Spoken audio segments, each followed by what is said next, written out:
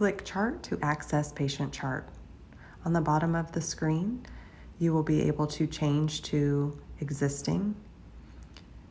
You are noting the patient's existing restorations or teeth that are missing. When selecting teeth to be missing, you can highlight all at one time, click Missing and OK, and it will put X's over the teeth that are no longer there.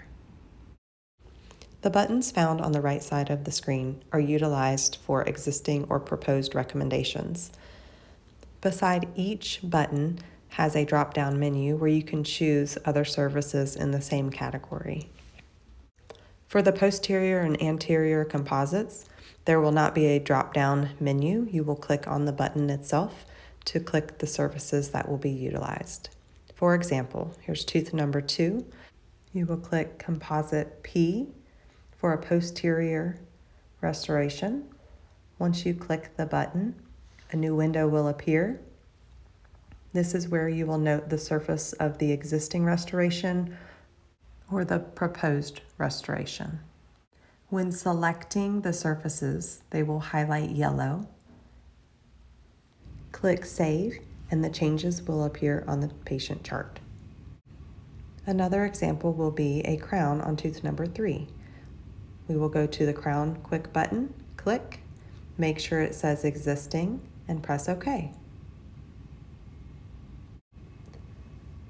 When noting areas of decay, you will highlight the tooth that has the cavitated area.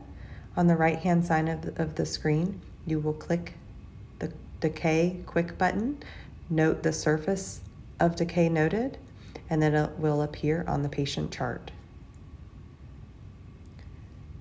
You can also utilize the button Condition. This will note any abfractions, broken areas, retained root tips, chipped teeth, bulky margin, anything that you want to highlight something special about the tooth that needs to be made note of.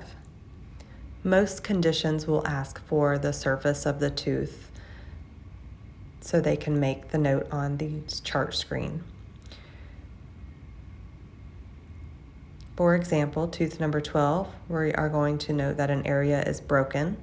We'll click Use, and then we're going to chart the surface that the tooth is broken. There are more quick pick buttons on the bottom right side of the screen, and this is able to change from permanent to primary dentition. You can select all, you can clear all, or you can just click one button at a time. Say they never had a permanent tooth form. So we'll use tooth number 20. We're going to change that to the primary tooth, which is K, just for future charting, knowing and being aware that a primary tooth is in a permanent dentition.